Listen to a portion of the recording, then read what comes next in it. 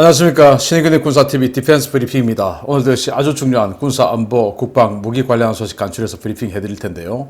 말레이시아에서 우리 한국의 FA-50 그리고 중국 파키스탄의 JF-17, 인도의 테다스 이 전투기 3개 기종이 지금 맞붙어 있죠. 그게 지금 이제 올해 9월까지 정말로 입찰 마감을 한다고 하는데 여기에서 아주 많은 변화가 생기고 있고 현지 분위기가 있는데 FA-50이 어떤 상황에 있는지 한번 보겠고요. 그리고 스위스에서 차기 전투기 도입 사업을 하는데 여기에서 성능 평가를 했답니다. 유로파이터, 라팔, 그리고 F-35 이런 것들 가지고 성능 평가했는데 결과가 나왔습니다. 보겠습니다. 성능적 우위와 정치적 배려 중에 어느 것이 승리할지 관심이 쏠리고 있는 스위스 공군의 차세대 전투기 도입 사업 평가 결과가 유출되었습니다. F-35A가 압도적 1위를 기록했다는 소식입니다. 스위스 공군의 차세대 전투기 도입 사업에서 미국 록히드 마틴의 F-35A 라이트닝 II 전투기가 다른 경쟁 기종들을 꺾고 성능 평가에서 1위를 기록했다고 로이터가 현지 시각 21일 보도했습니다. 로이터는 스위스 SRF 방송을 인용해서 에어버스의 유로파이터 타이푼 트렌치 3, 프랑스 다소의 라팔 F3R, 미국 보잉의 FA-18EF 슈퍼 호넷 블락 3, 그리고 미국 록히드 마틴의 F-35A 라이트닝 2에 대한 성능 평가 결과 F-35A가 1위를 기록했다고 전했습니다. 스위스 매체들은 이번 결과에 대해서 아직 정치적인 결정은 공개되지 않았다라면서 일단 성능 평가에서는 F-35A가 가장 우수한 것으로 나타났다라고 전했습니다. 스위스 정치권에서는 FA-18CD 레가시 호넷 30여 대를 대체하는 60억 스위스 프랑, 미화 약 65억 3천만 달러의 이 사업에서 F-35를 구매할 경우 다른 경쟁 기종보다 훨씬 더 많은 기체를 구입할 수 있을 뿐만 아니라 성능도 우수하다라며 F-35A 도입을 주장하는 세력과 유럽과의 관계 강화를 위해 유로파이터나 라팔을 구입해야 한다는 주장하는 세력이 팽팽하게 맞서고 있는 분위기입니다. 현지 SRF 방송은 내각 구성원 중에 최고 2명은 유럽제 전투기를 확고하게 지지하고 있다라며 F-35A가 성능상 1위를 했다고 해서 결론이 난 것은 아니다 라고 전했는데요. 과연 성능과 가격 모두를 잡은 F-35A라는 합리적 결정이 날 것인지 아니면 정치적 판단에 따른 유럽산 기체가 결정될 것인지 관심이 쏠리고 있습니다. 스위스 공군 현재 F5 프리덤 파이터 그리고 우리는 그걸 제공호 이렇게 부르고 있었는데 그 F5 전투기 운영하고 있고 또 F-18 호넷 전투기 운영하고 있습니다. 그런데 이 F-18 호넷 전투기를 대체하는 사업이에요. F5 대체하는 사업은 국민투표를 해서 부결됐습니다. 그러니까 그건 대체 기종이 없는 거예요. 황당한 나라인데 좀 이상해요. 그런데 이제 그거는 그러면 건너뛰고 대체하지 않고 그러면 이제 이 F-18 호넷을 이것도 이제 수명 주기가 또 이랬으니까 대체하자. 그리고 또 찬반 국민투표를 했는데 약간의 차이로 이거는 도입해야 된다라고 판결이 났습니다. 국민투표 결과. 그래서 4개 기종, 미국제 2개, 그리고 유럽제 2개가 붙었는데, 지금 스위스 같은 경우는 과거 2차 대전, 그리고 냉전 시기에 중립국을 표방해서 바르샤바 조약기구나 나토 이런 데 들어가지 않았죠. 그런 상황에서 그렇다 하더라도 인접국들하고의 관계는 굉장히 중요하고 특히나 자유민주주의 국가이기 때문에 서쪽 옆에는 프랑스가 있고 그리고 북쪽에는 독일이 있고 남쪽에는 이탈리아가 있습니다. 그런데 이 서쪽의 프랑스는 라팔을 만들었죠. 그리고 북쪽의 독일과 남쪽의 이탈리아 같은 경우는 유로파이터 타이푼을 공동 개발한 국가입니다. 그래서 이런 나라들하고 관계를 고려하지 않을 수가 없는 그런 국가죠. 그러다 보니까 이거 지금 뭐 해야 되냐. 근데 성능 평가를 해보니까 슈퍼호넷은 일단 아니고 F-35가 압도적 1위를 했다 이겁니다. 이건 당연한 결과죠. 그런데 문제는 가격도 F-35가 라팔과 유로파이터보다 더 싸더라 이겁니다. 이것도 당연한 결과죠. 지난 우리 FX3 사업에서도 보셨다시피 유로파이터가 F-35보다 싸지도 않았어요. 그런데 그때는 F-35의 초창기 제율 생산 단계였는데 지금 점점 이제 생산량을 늘려가고 있고 양산 단계에 접어들었기 때문에 F-35의 가격은 지난 우리 FX3 사업할 때보다 훨씬 더 많이 떨어져 있죠. 그런데 유로파이터는 그 이후로 생산 거의 안 하고 있으니까 가격이 오히려 더 상승하는 규모의 경제 때문에 그런 상황에 있을 수 있습니다. 그렇기 때문에 가격도 F-35가 싸고 성능은 뭐 말할 것도 없고 그래서 F-35를 해야 되는데 지금 이 언론 보도에 따르면 여기 이제 선정위원이 9명이 있는데 그 중에서 2명은 확고부동하게 유럽제 전투기 사야 된다라고 주장하고 있답니다. 이게 이제 라팔인지 유로파이터인지는 모르겠지만 그래서 나머지 7명이 어떤 선택을 할지 그래서 2명은 확고부동하다면 나머지 중에서 뭐 한 2~3명만 이 유럽제 전투기 사야 된다. 그러면 이제 뭐 승부 끝나는 것이죠.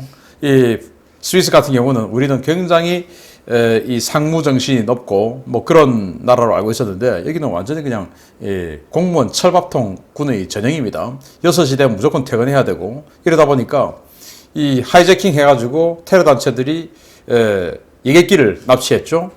그걸 자기네들이 야간이다 보니까 공군 전투기 조종사들 다 퇴근해버렸고 없으니까 이거 뭐 어떻게 할 수가 없어서 프랑스 공군의 미라지 2000이 와가지고 여객해서 강제 착륙을 시켰었어요. 그런 정도로 굉장히 문제가 있는 나라인데 그러다 보니까 이게 무슨 꼴이냐 해가지고 이제 밤 10시까지는 근무하는 것으로 했다가 밤 10시까지 그러면 뭐 새벽에는 일 안 하냐 해가지고 다시 이제 작년부터 300억 이상의 수당을 예산에 따로 책정해주는 조건으로 조종사들이 1년에 연중 360일 휴일 없이 딱 2대의 F-18은 항상 운용하는 것으로 해가지고 지금 그 조건으로 360억 정도를 수당으로 따로 편성해서 지금 공군을 운영하는 나라니까 이게 뭐 이익보다 국익이 중요하다. 저는 뭐 스위스가 과거에 우리가 알던 그런 나라가 아니다라고 봅니다. 따라서 그냥 국익 국가의 안보만 생각하면 F-35를 도입하는 것이 당연한데 여기는 너무나 많은 이익관계가 얽혀있는 사람들이 있을 거기 때문에 믿을 수 없다. 그러면 이 선진국이기 때문에 뭐 뇌물 같은 거 안 받냐? 그거 아닙니다. 바로 인접한 오스트리아 같은 경우에 유로파이터 도입을 하면서 공군 참모총장이 뇌물을 어마어마하게 받아먹고 감옥을 갔죠. 그리고 그때 애초에 계약했던 거하고 완전히 다른 그런 유로파이터를 받았습니다. 뇌물 먹고 그냥 다운그레이드 시켜줘버린 거예요. 그래서 오스트리아 유로파이터 15대 있는데 그거는 단거리 열추적 미사일 한 발만 장착할 수 있는 황당한 그런 전투기가 들어왔었습니다. 그렇기 때문에 뭐 선진국이고 유럽에 있고 이러기 때문에 여기는 뭐 아주 도덕적일 거야. 저는 그건 아니라고 봅니다. 두 번째 소식입니다. 그동안 치열한 탐색전을 벌여왔던 말레이시아 공군의 차세대 경전투기 도입 사업 입찰이 드디어 시작되었습니다. 입찰 마감은 9월 22일까지인데 3개국 기체들이 도전장을 냈습니다. 말레이시아 국방부가 훈련 및 경전투기로 사용할 신형 전투기 도입 사업 입찰을 6월 22일 정식 공고했다고 항공 전문 매체 얼러5가 현지 시각 22일 보도했습니다. 18대 규모로 진행되는 이번 사업에 참가 의향을 밝힌 도전자는 우리나라 한국항공우주산업의 FA-50, 중국 파키스탄 공동개발의 JF-17 블락3, 인도 힌두스탄 항공의 테자스 마크 1A입니다. 말레이시아 현지 전문가들은 순수 기체 가격 기준으로 JF-17이 가장 저렴한 2,500만 달러 수준이고 테자스는 2,800만 달러, FA-50이 3,000만 달러로 기체 가격만 놓고 보자면 FA-50이 가장 불리하다고 전하고 있습니다. 그러나 JF-17은 말레이시아가 학을 뗐던 미그-29와 동일한 엔진인 러시아제 RD-33 계열 엔진이 들어가기 때문에 구입할 때는 가장 저렴해도 운용 유지비가 가장 높을 것이라는 우려가 나오고 있고 테자스는 이스라엘제 레이더와 전자장비를 대거 적용했는데 회격권 국가에 대한 방사능물자 수출을 금지하고 있는 이스라엘의 정책 때문에 이들 장비를 대부분 드러내야 할 것이라고 현지 전문가들은 우려하고 있습니다. 이 때문에 현지에서는 잠재적인 가격 폭등 우려가 가장 적고 현용 주력 전투기인 FA-18과 같은 엔진을 사용해서 군수 보급상으로도 유리하며 적절한 성능을 가지고 있는 FA-50이 가장 현실적인 대안이라는 주장이 급속도로 확산되고 있는데요. 과연 FA-50이 말레이시아에서 주력 전투기급 경쟁자들을 꺾고 승전보를 가져올 수 있을지 기대됩니다. 우리 FA-50, T-50을 공격기 경전투기 버전으로 개량한 게 FA-50이죠. 뭐 장거리 미사일, 중거리 미사일 운용 못하고 단거리 열추적 미사일만 운용할 수 있는 게 한국 공군의 FA-50인데 지금 말레이시아 공군에 지금 제안한 거는 FA-50 블락 20이랍니다. 이 차이가 뭐냐? 암람 미사일, 중거리 공대공 미사일이죠. 그걸 인테그레이션 할 수 있어서 지금 뭐 JF-17이나 테자스, 공이 다 중거리 미사일, 공대공 미사일을 운영할 수 있는 능력이 있으니까 여기도 이제 암남을 운영할 수 있는 능력을 부여해서 그렇게 경쟁을 하고 있는가 봅니다. 자, 그런데 지금 이제 JF-17과 테자스 카탈로그상의 성능으로 보면 이들이 사실은 뭐 그 카탈로그상 성능 데이터로 보면 당연히 그들이 앞서요. 그렇지만 이게 또 문제점이 있습니다. 최근에 중국이 자기네들의 스트라이크 패키지죠. 폭격기, 전투기를 동원해서 하이난도 쪽에서 수직으로 거의 남쪽으로 쫙 직진해가지고 말레이시아를 아주 강하게 위협하는 그런 행동을 보였었습니다. 그러다 보니까 말레이시아 국민 여론이 중국에 대해서 상당히 감정이 안 좋아요. 이런 상황에서 중국 기술이 들어간 또 중국이 거의 뭐 독자 개발한 JF-17을 사자, 이게 지금 말레이시아 국민 정서하고 안 맞는 겁니다. 그리고 두 번째, 그 JF-17이 또 불안한 게 말레이시아가 지금도 수호이 30 전투기를 운용하고 있지만 과거에도 미그 29 전투기를 단기간 운용을 했었어요.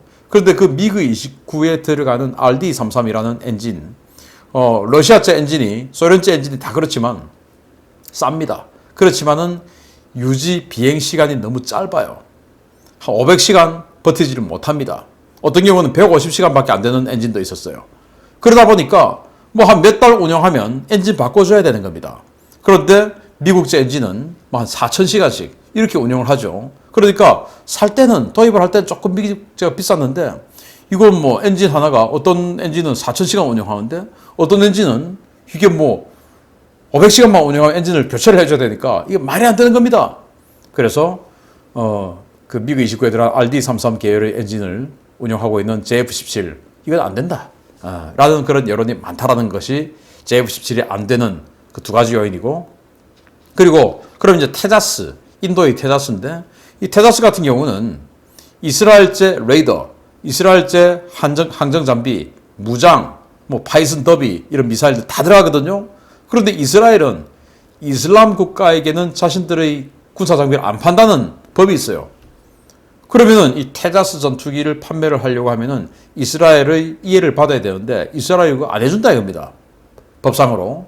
그러면 테자스 전투기를 대대적으로 개량을 해야 되는데 과연 그 비용, 그 시간 맞출 수 있냐라는 게 이제 말레이시아 현지 밀리터리 마니아들의 분석이고, 그렇게 됐을 때 이제 이 FA-50이 가격은 지금 제일 비싸지만 제일 현실적이지 않느냐라고 하는 것이죠. FA-50 같은 경우는 이제 미국제 무장 이런 것들이 많이 들어가 있는데 여기도 엔진, 그 레이더는 역시 이스라엘제입니다. 그렇지만은 사이즈가 미국제 APG-65를 넣으면 또 딱 맞기 때문에 만약에 이스라엘이 이해를 안 내주면 미국제 APG-65를 또 넣으면 됩니다.